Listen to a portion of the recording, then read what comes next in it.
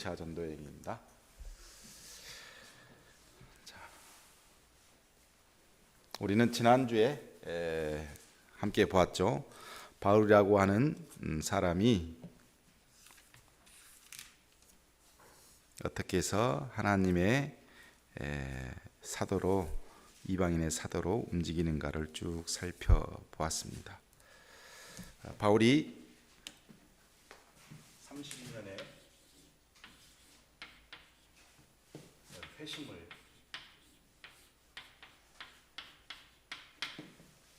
그리고 약 3년간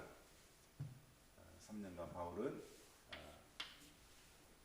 아마 자기 뭐라 그럴까 복음을 준비하는 기간을 가지게 됩니다.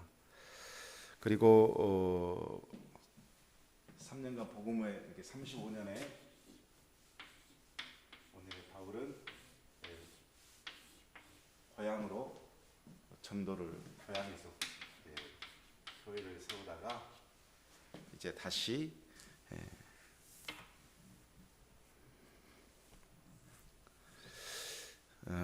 안디옥으로 부름을 이제 받게 되죠.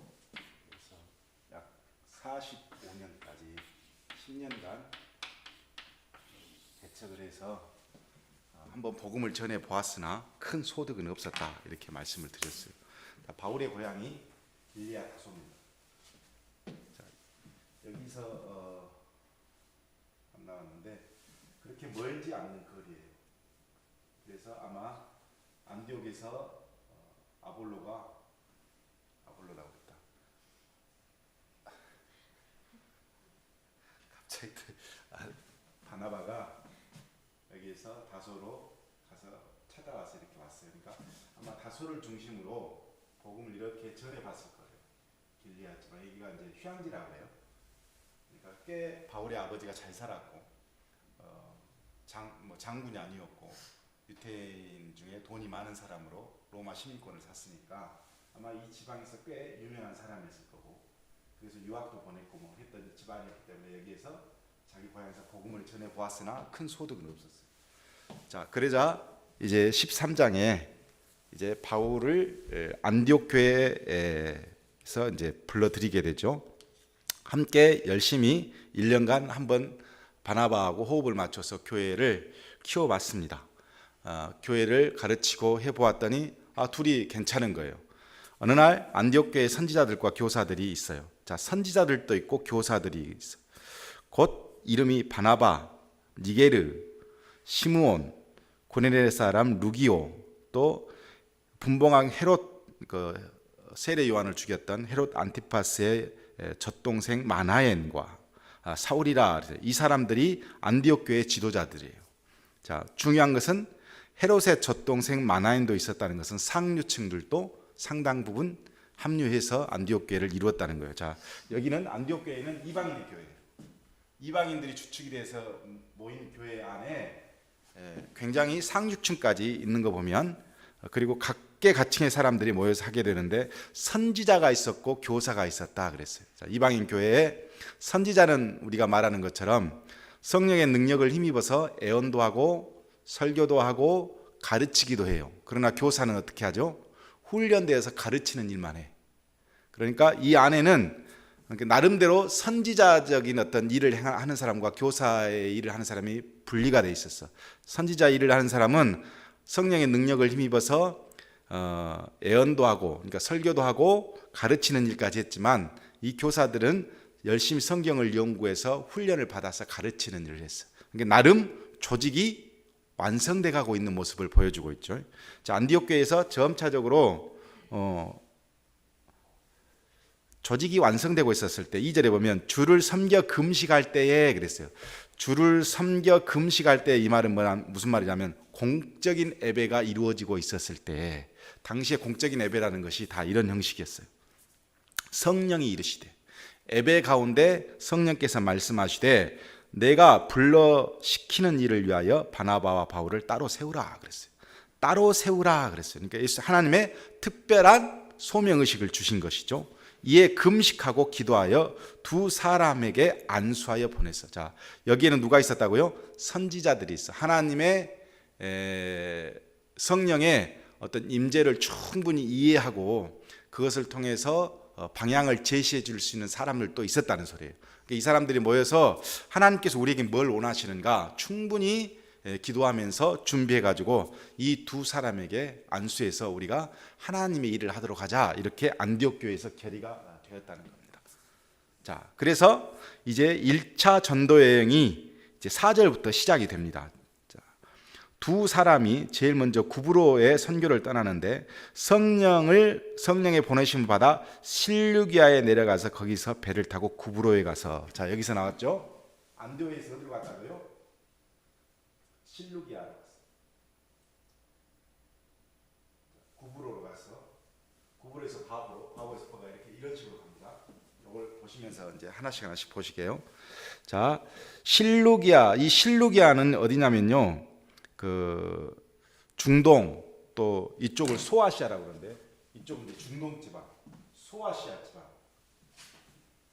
여기가 이제 실루기아 피에리에라고 하는 곳인데, 이 지방이 굉장히 중요한 게 이쪽 소아시아 지방, 중동 지방, 또 이렇게 로마로 가는 모든 백길에서 여기가 중요한 항구로 나와 있습니다.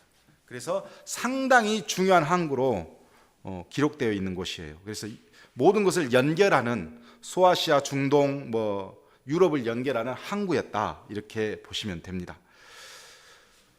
자, 배를 타고 구브로로 가서 그랬어요. 자, 여기가 이제 구브로인데요, 키프로스라고 되어 있죠. 이제 이 구브로는 우리가 잘 아는 것처럼 이 바나바의 고향이에요. 그러니까 누가 주도했을 것 같아요? 지금 선교 여행을 바나바가 주도했어요. 왜냐하면 내가 거기에 있었는데 유태인들이 많아, 바나바가. 여기에 이 유태인들이 많이 건너가서 있었다고 그래요. 이 구브로에 가서 좀 내가 알고 있는 유태인들, 내 친구들, 거기에 많이 있으니까 거기 가서 좀 복음을 전했으면 좋겠다, 이렇게 마음을 먹은 거죠. 그래서 이제 바나바의 고향인 구브로로 가서 살라미에 이르러 하나님의 말씀을 유태인의 여러 회당에서 전할세 요한을 수행원으로 두었더라 그랬습니다. 살라미에 가서 여기에서 이제 복음을 전했는데 누구를 데리고 갔냐면 마가복음을 기록한 마가 요한을 데리고 거기까지 갔다, 이렇게 기록이 되어 있습니다. 자, 그런데 거기에서 무슨 일이 있었냐면 6절에 보면 온 섬 가운데 지나서 바보에 이르러, 여기서 한참 복음을 전하고 이제 바보로 갔어요. 바보 같은 일이 여기서 벌어지죠. 바에수라고 하는 유대인 거짓 선지자인 마술사를 만났어요. 자, 유태법에서 이제 레위기에 보면, 레위기 20장이나 신명기 18장에 보면 유대인들은 마술을 행하거나 사람의 속인 일이 있으면 그 사람은 쳐 죽였어요. 사형이야, 사형. 그런데 오늘 성경에 보면 선지자인데, 유대 선지자인데 뭐예요? 마술을 행해. 그러니까 이게 완전히 사기꾼이야, 사기꾼. 유대 선지자인데, 거짓 선지자인데 마술을 행하는 사람이었어. 그가 총독 서기오 바울과 함께, 서기오 바울은 있는데, 서기오 바울은 어떤 사람이냐면 지혜 있는 사람이고, 바나바 바울을 불러 하나님의 말씀을 듣고자 했어. 자, 여기가 왔는데 이 바보에는 뭐가 있었냐면 로마 총독이 키프로스를 다스리는데 총독 관사가 여기가 있었어요. 바보의 관사가 있었는데, 이 오늘 나오는 이 서기오 바울의 그 어떤 그 뭐라 그럴까, 수행원, 궁중 수행원이면서 마술사인 사람이 있었는데, 그 사람이 누구였냐면 오늘 나오는 바에수라 하는 사람이에요. 바에수. 하나님의 말씀이 듣고자 해서 이 바에수를 불렀어. 8절에 보면 마술사 엘루마는 그 옆에 뜻이 나왔죠. 번역하면 마술사라. 자, 마술사라는 마술사야. 마술사라고 이름이 지어진 마술사. 이 사람이 누구냐? 바에수야, 바에수. 그러니까 다른 사람이 아니에요. 바에수는 그들을 대적하여 총독으로 믿지 못하게 힘쓰니 바울이라 하는 사울이 성령에 충만하여 이를 주목하고, 지금 이름이 두 명이죠. 서기오 바울하고 사도 바울이 동시에 나오니까 이게 헷갈릴까봐 누가가 바울이라고 하는 사울을, 이렇게 사도 바울을 의미하는 말을 거기다 집어넣었죠. 자, 그러면서 10절 뭐라고 바울이 그 바예수한테 이야기했냐? 모든 거짓과 악행이 가득한 자요, 마귀의 자식이요, 모든 의의 원수여, 주의 바른 길을 굽게 하기를 그치지 아니하겠느냐 그랬어. 자, 유태인들 앞에서는 선지자야. 그러나 로마 총독 서기오 앞에서는 마술사예요. 이중 일을 하면서 모든 사람을 속이고 하나님의 말씀을 제대로 듣지 못하게 한 사람은 어떤 사람이냐면 마귀의 자식이요, 마귀의 자식.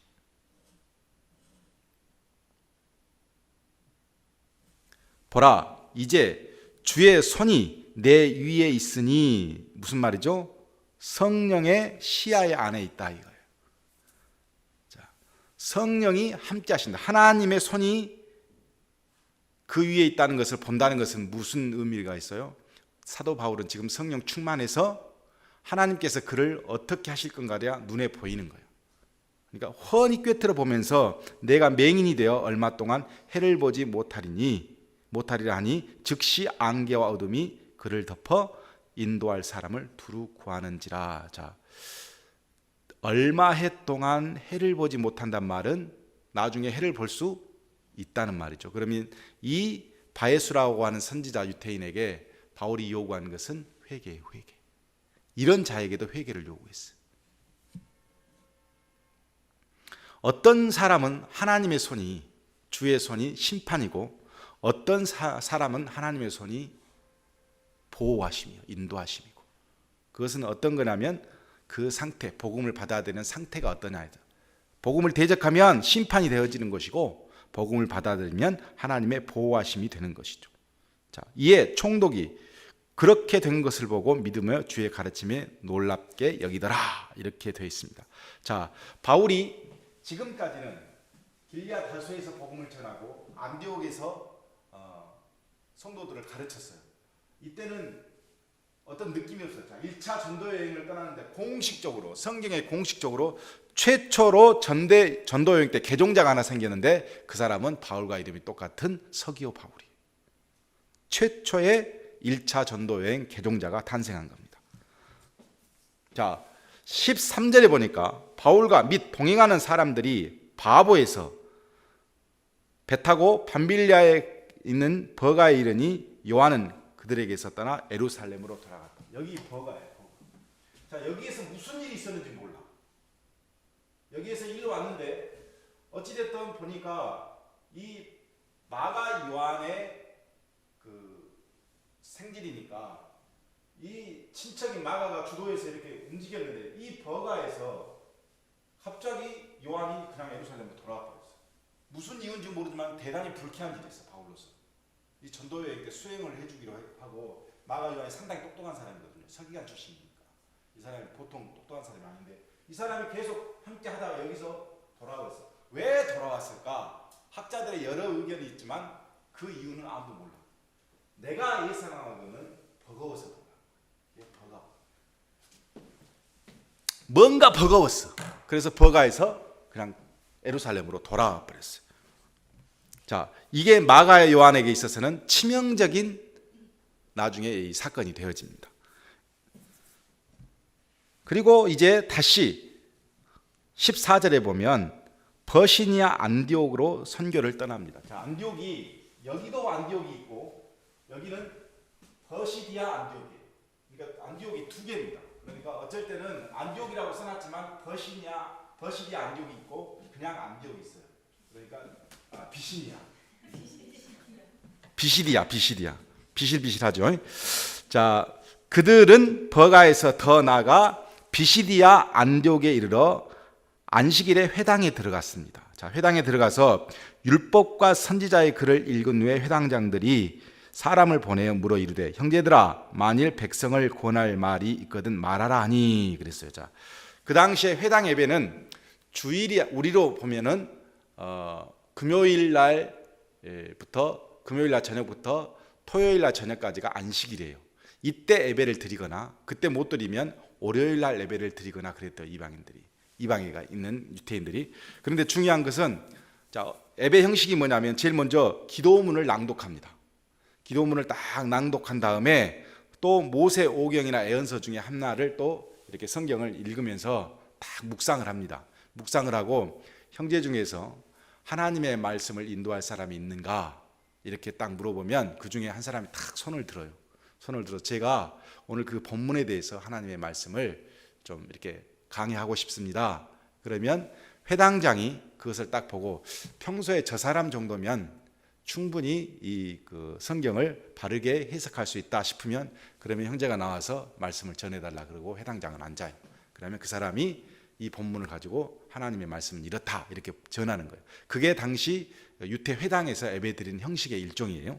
그런데 오늘 성경에 보면 자 율법과 선지자의 글을 읽은 후에 회당장들이 사람을 보내서 물어 이르되 형제들아 만일 백성에 권할 말이 있으면 말하라 이렇게 이야기를 했어요. 그랬더니 누가 손을 들었냐면 바울이 손짓하며 16절에 설교를 내가 하겠다 그랬어요. 그러면 회당장이 뜬금없는 이방인이 앉은 바울이 손을 든다 해서 시켜줄 리가 없어. 저 사람이 무슨 말할 줄 알아서 예배 시간에 그 사람 시키겠어요. 그런데 이 사람이 회당장이 바울을 시켰다는 것은 뭐냐면 이 안식일이 되기 이전에 바울이 도착해서 충분히 회당장을 만나서 자기가 어느 정도의 성경 지식을 갖고 있는가를 충분히 회당장하고 이야기한 거예요. 유대 율법에 대해서. 그러니까 회당장이 야 저렇게 해박한 사람이면 충분히 예배 시간에 말씀을 전해도 되겠다 이런 인식이 있었던 거예요. 그래서 자 바울이 손짓하면 내가 하나님의 말씀을 전하겠다 했더니 이제 허락을 받아서 16절에 보면 하나님을 경외하는 사람들아 들으라 그러면서 이제 시작합니다. 자 17절부터는 구약에서 바울이 가지고 있는 구약에 대한 하나님의 말씀을 쭉 한번 해석을 합니다. 한번 읽어드릴게요. 이 이스라엘 백성의 하나님이 우리 조상들을 택하시고 애굽 땅에서 나그네 된 백성을 높여 큰 권능으로 인도하여 내사 광야에서 약 40년간 그들의 소행을 참으시고란 말은 헬라어로는 보살폈고 이런 뜻이에요. 자, 그들의 소행을 보살폈고 가나안 땅 7족속을 멸하사 그 땅을 기업으로 주시기까지 약 450년간이라. 자, 바울이 450년이라고 말한 것은 출애굽 400년, 그리고 광야에서 40년, 그리고 가나안 정착하는 기간을 10년으로 잡은 거예요. 그래서 약 450년이다 이렇게 이야기했어요. 근데 정확하지는 않죠. 자, 아무튼 개관을 했어요. 450년이라. 그 후에 선지자 사무엘 때까지 사사를 주셨더니 그 후에 그들이 왕을 구하거늘 하나님이 베냐민 지파 사람 기스의 아들 사울을 40년간 주셨다가 이제 이 말을 하고 싶었던 거예요. 패하시고 다윗을 왕으로 세우시고 증언하여 이르시되 내가 이새의 아들 다윗을 만나니 내 마음에 맞는 사람이라 내 뜻을 다 이루리라. 누구를 통해서? 다윗을. 하나님이 쭉 역사를 이끌어 오셨는데 다윗 때 하나님께서 뭐라고 그러셨냐면 내가 내 뜻에 맞는 사람이니까 이 사람을 통해서 내 뜻을 이루겠다 이렇게 말씀하셨다는 거죠.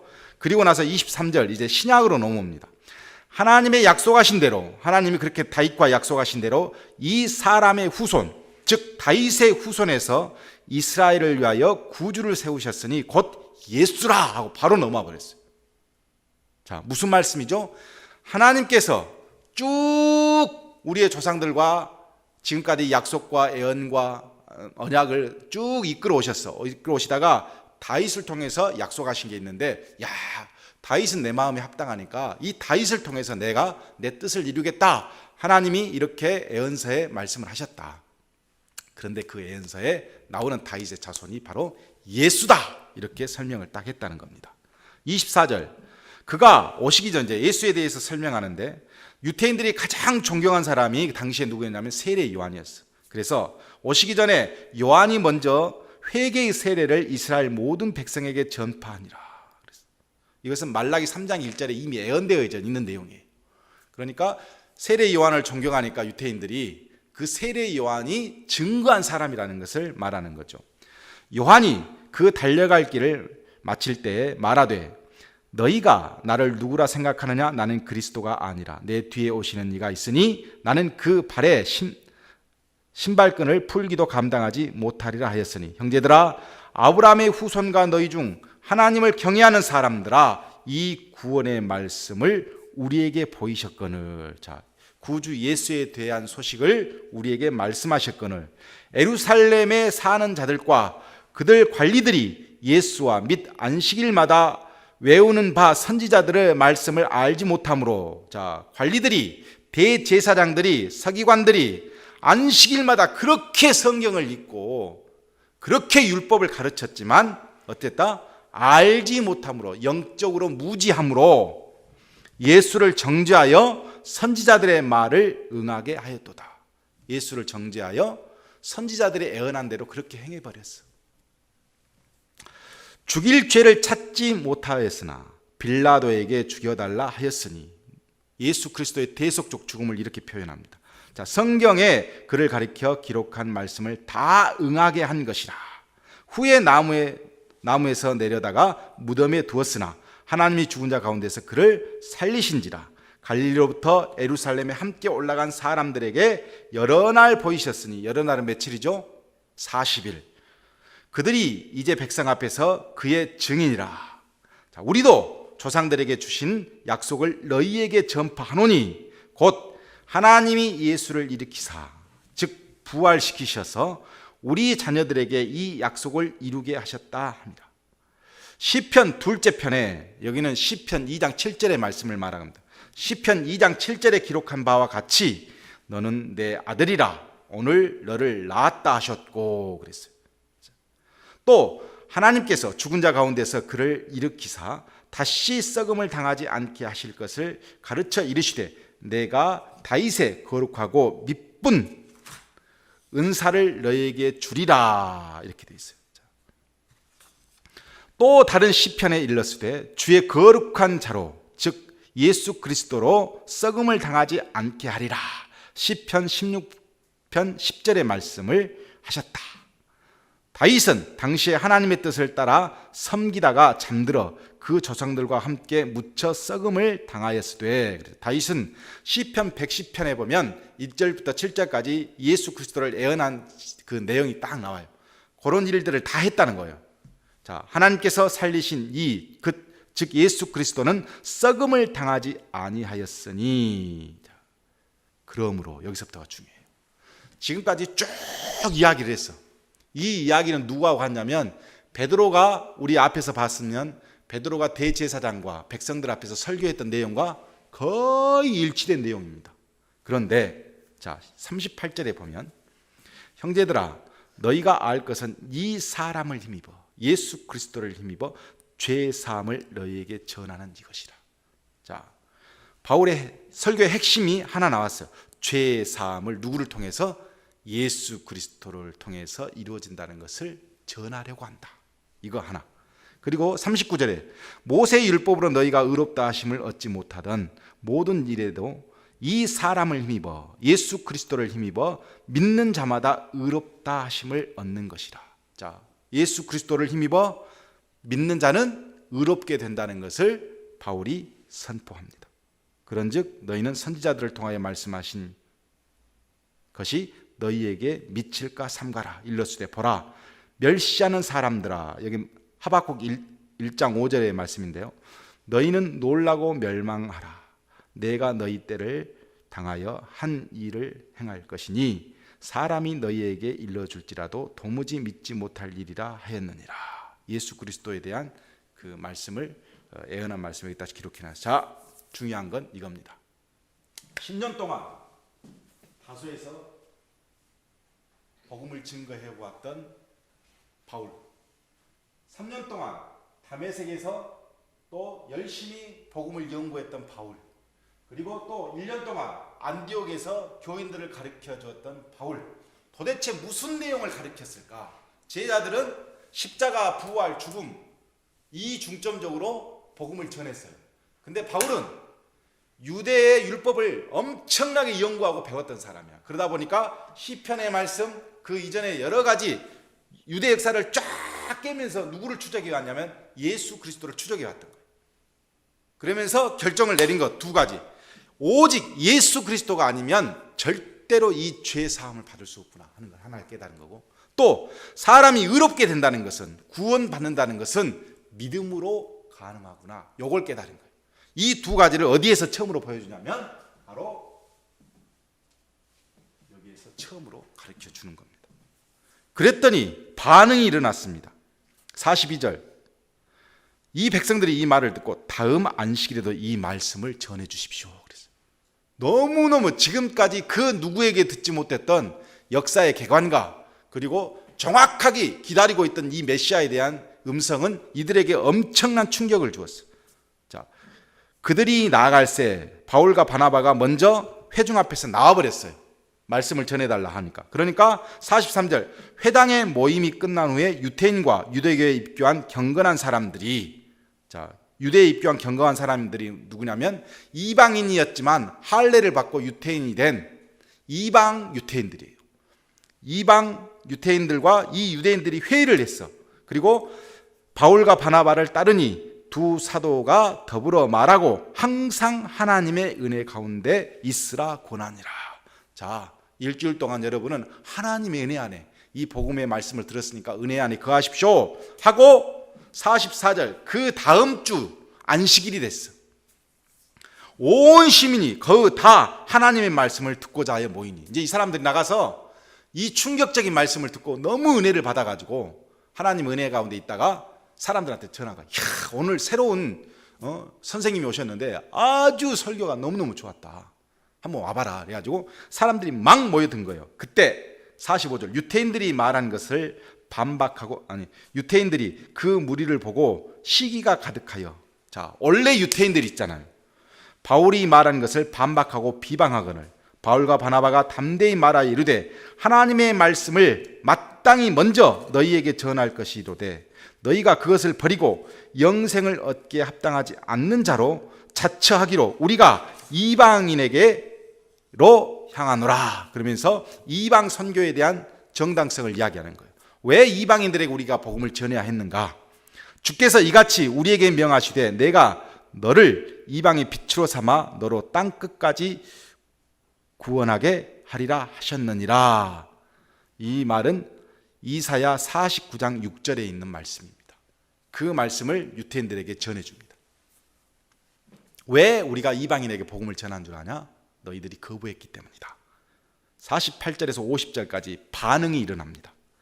이방인들이 이것을 듣고 기뻐하여 하나님의 말씀을 찬송하며 영생을 주시기로 작정된 자는 다 믿었더라. 자, 바울이 복음을 전했어요. 복음을 전했더니 이방인들이 막 듣고 예수를 믿기 시작하는 거예요.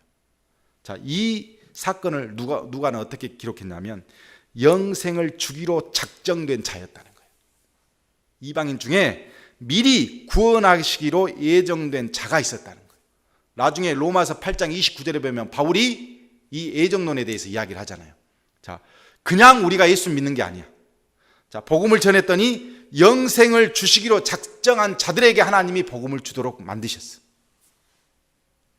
그러니까 이 여기서 주도하기는 바나바가 주도했지만 인간이 주도하고 계속 나가서 복음을 전하고 있지만 영생을 주시기로 작정된 자들에게 복음을 주도록 하나님이 인도하신 거예요. 누가는 그렇게 본 거예요.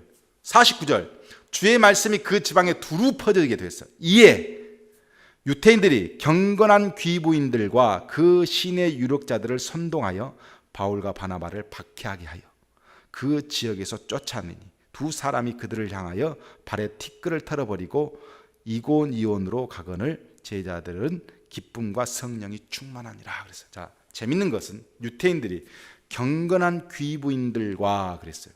자, 경건한 귀부인들은 유태교로 개종한 이방 고위층 유부녀들을 말해요. 부인들인데 그 버시니아 안디옥의 기록에 의하면, 역사적인 기록에 의하면 고위층 여자들은 로마 황제에 의해 행정관이나 주요 경기의 대회의 장으로 임명이 돼 있대.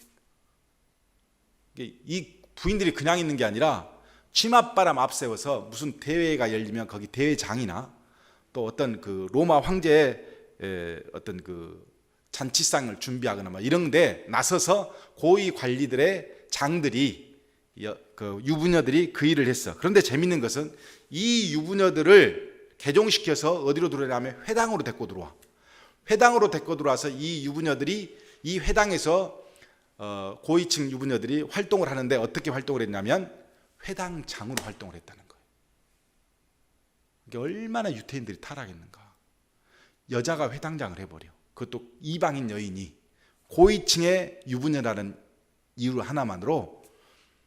그래가지고 이 사람들을 설득하면 군사들까지 다 움직일 수 있으니까 지금 바울과 바나바를 유대인들이 경건한 이 귀부인들을 설득해서 바나바와 바울을 쫓아내버린 거예요.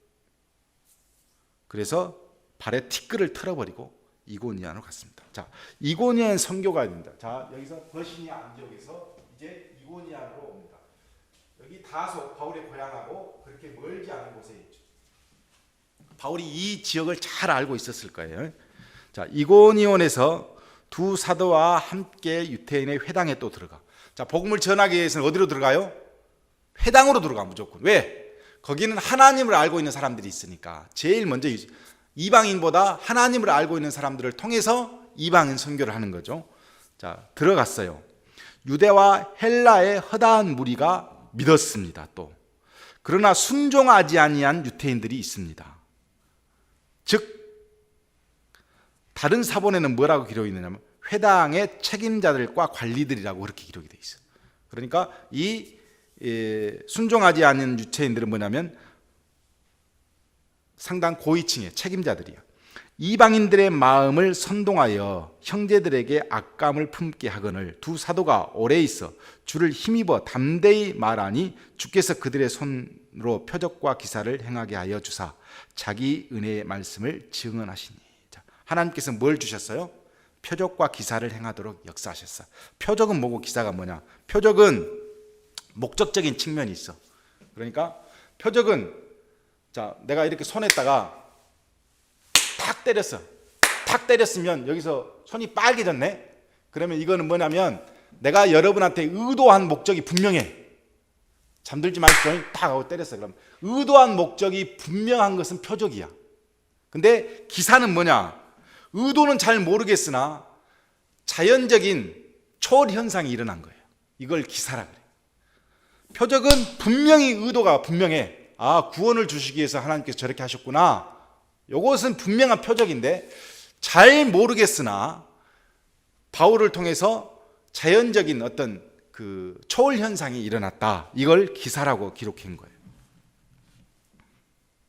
자, 그 시내의 무리가 나뉘어 유태인들을 따르는 자도 있고 두 사도를 따르는 자도 있어. 자, 이고니온에서는 두 분류가 딱 일어났어요. 그런데 5절에 보면 이방인과 유태인과 그 관리들이 두 사도를 모욕하여 돌로 치려고 달려드니 그들이 알고 도망하여 루가오니아의 두 성 루스드라와 더베와 그 근방으로 가서 거기서 복음을 전하니라. 자, 방금 그 순종하지 않는 유태인들, 이방인과 유태인과 그 관리들, 이들이 어떻게 했냐? 결국은 반반을 나누어서 예수 사도를 따르는 사람이 있고 회당 안에서 그 따르지 않는 사람이 있으니까 이 따르지 않는 사람들을 앞세워서 바울을 돌로 치려고 했어요. 그러니까 급하게 도망가서 어디로 갔다? 루스드라로 옮겼다.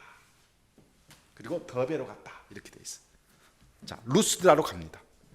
이 루스드라로 갔더니 무슨 일이 또 벌어졌냐? 발을 쓰지 못하는 사람이 한 사람 발견되었어요.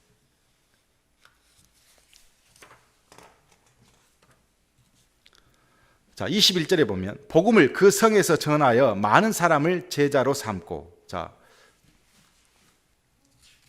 어디 잘못했어. 한 장 더 넘어갔어. 앉아 있는데, 자, 발을 쓰지 못하는 한 사람이 앉아 있는데 나면서 걷지 못하게 되어 걸어본 적이 없는 사람입니다. 바울이 말하는 것을 듣거늘, 자, 바울이 말하는 복음을 전하는데 이 걷지 못한 사람이 바울의 말을 경청을 해. 딱 들어. 바울이 주목하여 구원받을 만한 믿음이 그에게 있는 것을 보고. 자, 복음을 전하는데 이상하게 그 말이 듣고 싶어. 이거는 무슨 징조예요? 구원받을 만한 믿음이 그 안에 있기 때문에 듣는 거예요. 큰 소리로 이르되 내 발로 바로 일어서라 하니 그 사람이 일어나 걷는지라. 무리가 바울이 한 일을 보고 루가오니아 방언으로 소리질러 뭐라고 말했냐면 신들이 사람의 형상으로 우리 가운데 오셨다. 이렇게 극찬을 합니다. 그러면서 12절 바나바를 제우스라 하고 바울을 헤르메스라 이렇게 불렀어요. 자, 제우스는 제우스 신 말하고 헤르메스는 제우스의 아들이죠. 이렇게, 그러니까 왜 바나바를 더 높이고 바울을 더 낮췄을까요? 바나바는 나이가 좀 듬직하고 바울 옆에서 이렇게, 바울이 주로 이제 복음을 전하는 사람이니까 옆에서 이렇게 보고 있어. 그러니까 바울이 막 말을 하니까 이 헤르메스가 제우스의 그 아들인데 제우스를 대변해서 하는 말들을 하는 신이 헤르메스예요. 그러니까 바울을 헤르메스 신과 연관해서 말을 하도 많이 하니까 연관해서 봤던 거죠. 자, 13절. 시외 제우스 산당의 제사장이, 시외에 있는 제우스를 모시고 있는 산당의 제사장이, 제우스를 모시는 제사장이 와서 제사를 드리고자 합니다. 그랬더니 두 사도들이 14절에 옷을 찢고 그러지 말라 그러면서 뭐라고 하나, 여러분들 어찌하여 이러한 일을 하느냐, 우리도 여러분과 똑같은 사람이다. 여러분에게 복음을 전하는 것은 이런 헛된 일을 버리고 이렇게 제사 지내는 거 싹 버리고 천지와 바다와 그 가운데 만물을 지으시고 살아계신 하나님께 돌아오려고 이런 일을 우리가 했다, 이렇게 말해요. 16절. 하나님이 지나간 세대에는 모든 민족으로 자기들의 길들을 가게 방임하셨으나, 이 말이 무슨 말이죠? 하나님께서 이방인들이 예수의 복음을 듣기 전까지는 이것을 믿든 저것을 믿든 저런 사상을 갖고 있든 어떤 행동도 용납하셨다는 거예요. 그러면서 하는 말, 그러나 자기를 증언하지 아니한 것이 아니니, 하나님은 자기를 증언했다는 거예요. 어떻게 증언했냐? 여러분에게 하늘로부터 비를 내리시고 결실기에 주시고, 추수가 어째요? 심으면 봄, 여름, 가을, 겨울이 똑같이 돌아가면서 결실을 걷잖아요. 그리고 선한 일을 하사 음식과 기쁨으로 여러분의 마음에 만족하게 하셨어. 하나님이 자연에서 우리가 살아가도록 뭘 주셨어요? 비를도 주시고 결실기도 주시고 눈도 주시고, 그렇게 하시면서 우리가 기쁨으로 음식을 먹고 나눌 수 있는 이런 삶을 주셨어. 이게 누구야? 하나님이 자기를 증언하신 거야. 이렇게 말하여 겨우 무리를 말려 자기들에게 제사하지 못하게 하고, 유태인들이 안디옥과 이고니오에 와서 무리들을 충동하니 이들이 돌로 바울을 쳐서 죽은 줄로 알고 시외로 끌어내치니라. 미쳐, 웃긴 일이죠. 신이 되어 있어. 여기서 신처럼 보시죠. 평생 걷지 못한 사람을 걷게 해줘가지고 신처럼 바울과 바나바를 모시고 있는데, 어디서 쫓아왔어요? 여기서 대적했던, 버시니아 안디옥에서 대적했던 사람들이 이고니오로 쫓아왔어. 이런 사람 봤어? 또 버시니아, 비시디아, 우리 마누라고 있었습니다. 비시디아 안디옥에서 바울을 대적했던 사람이 바울을 찾아서 어디 왔어요? 이고니오 갔어. 이고니오 와서 혹시 이런 사람 봤어? 봤지? 여기에서 또 합류를 해가지고 이 두 사람이 합류해서 어디 빠졌어? 루스드라까지 쫓아왔어. 쫓아다니면서 바울을 대적해요. 이 사람들이 나중에 뒤에서 갈라디아에서 보면 갈라디아의 교회가 있어요. 이 갈라디아 이쪽에 교회를 하나 세웠는데, 이 교회에 들어와서 이 사람들이 뭐라 하냐면 바울이 전한 복음을 싹 뒤집어 놔요. 그래서 바울이 갈라디아 교회에 편지를 씁니다. 아주 독한 사람들이 있어. 우리가 방금 지나와서 봤지만 거기에는 뭐예요? 바에수 같은 아주 나쁜 사람들, 자기들의 목을 위해서 살았던 이 사람들이 제대로 하나님의 율법을 지키지 않고, 심지어 로마의 관리의 부인들을 회당장으로 세웠던 이 사람들이 복음을 전하는 사람을 대적하려고 어디까지 쫓아왔어요? 루스드라까지 쫓아온 거예요. 그래서 돌로 쳐서 죽은 줄 알고 밖으로 버려버렸어요. 20절. 제자들이 둘렀을 때에, 이 제자들은 어떤 제자들이냐면 바울을 수행했던 사람들과 그리고 루스드라에서 개종한 사람들을 말해요. 뒤에 보면 나와요. 자, 이 루스드라에 개종한 사람이 죽었구나 하고 바울을 지켜보는데, 바울이 어떻게 해요? 일어나 이 성에 들어갔다가 이튿날 바나바와 함께 더베로 가서,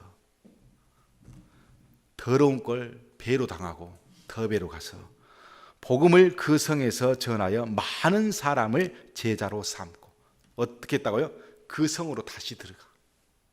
그 성에서 전하여 많은 제자를 삼고 루스드라와 이고니온과 안디옥으로 돌아가서 이쪽에서 계속 방해한 사람들이 갖고 여기서 어떻게 했어요? 돌에 맞아 죽을 뻔했어. 근데 다시 루스드라로 이고니아로 안디옥으로. 진짜 아주 누가 보면 보통 사람이 아닌 거죠. 자기 지금 돌로 쳐서 죽이려고 했고 도망 나와서 결국은 걸려서 돌로 맞았는데 죽은 줄 알고 밖에 딱 버렸는데 다시 거기로 들어가서 또 복음을 전해.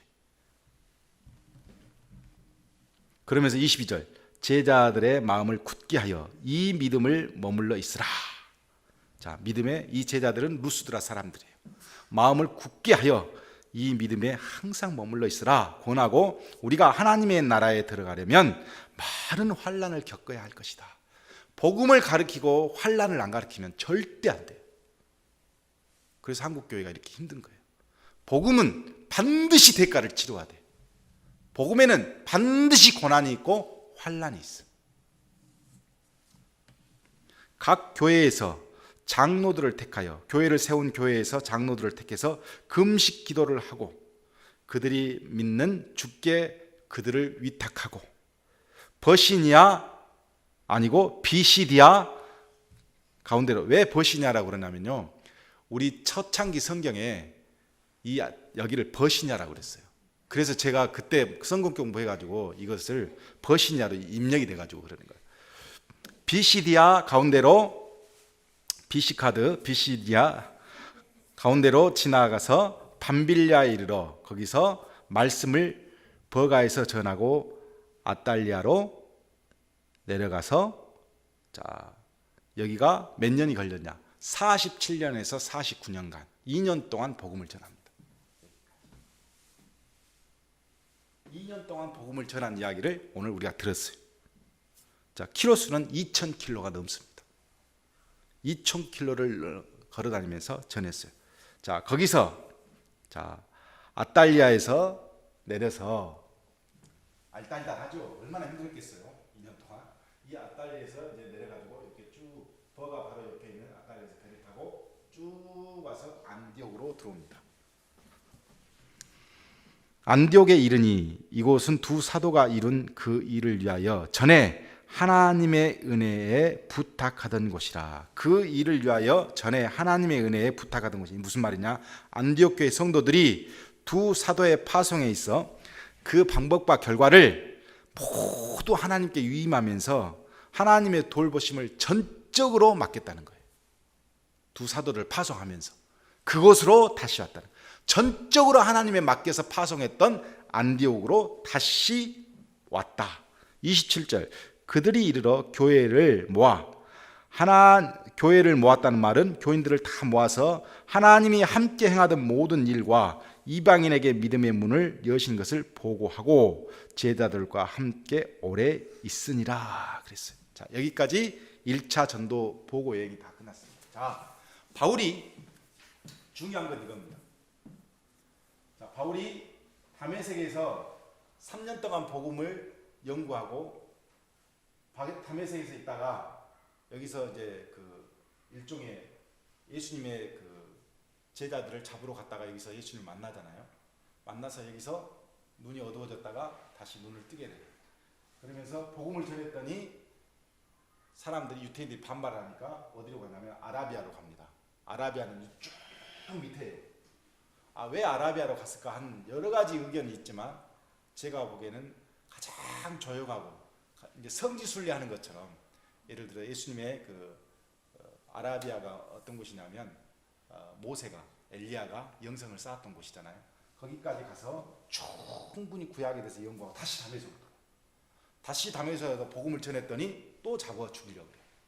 그래서 어디로 가냐면 예수님의 제자들을 만나려고 했더니 예수님의 제자들을 만나지 못하고 예수님의 동생 야고보만 만나서 15일 동안 이야기를 나누고, 복음을 거기서 유태에서도 예루살렘에서 복음을 전하려고 하니까 예루살렘 유태인들이 들고 일어나 버려요. 그러니까 이러다 당시 죽고소에서 보낸 곳이 다소예요. 다소에 가가지고 뭐 하고 있어요? 복음을 전하라고 부름을 받았습니다. 열심히 복음을 전했으나 10년 동안 효과가 별로 없어. 그래서 다시 자기 자리가 아닌 거예요. 안디옥에 와서 바나바와 1년 동안 사역을 했어요. 그랬더니 거기에서는 자기 역량을 충분히 발휘할 수 있는 거예요. 안디옥 교회에서 보니까 바울과 바나바가 교회를 세우는데 너무너무 좋으니까 막 성도수가 늘어나면서 조직교회가 되어가는 거예요. 그러니까 하나님이 이제는 바울을 1년 후에 어디로 보내냐면 하나님이 원래 목적하셨던 선교여행을 보낸 거예요. 그래서 2년 동안 선교여행을 쫙 하고 돌아왔어. 선교여행을 하고 돌아와서 교인들한테 우리가 있었던 일을 쫙 보고를 다 했어요. 그때 교인들이 어쩌겠어요? 난리가 난 거예요. 이게 뭐냐면 바울이 가지고 있던 원래 옷을 입으니까 이게 확 살아나. 여러분도 그렇고 저도 그렇고 자기 옷이 있어. 하나님이 제가 제일 싫어하는 말 세상에 뭐냐면요, 교회가 한국 교회가 수천 개인데 모든 교회가 사역이 다 똑같아. 한번 생각해 보세요. 하나님의 부르심이 모든 교회가 다 똑같아.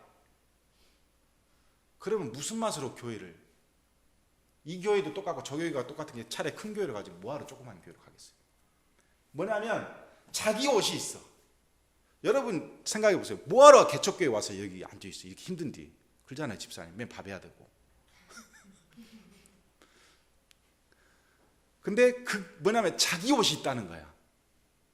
자기 옷이. 제가 이 교회 말고도 왜 교회가 많은데 왜 또 개척을 했겠어요? 내 옷이 있는 거예요. 근데 내 옷이 아니고 옆에 목사님이나 나나 똑같이 사역을 하고 똑같이 해.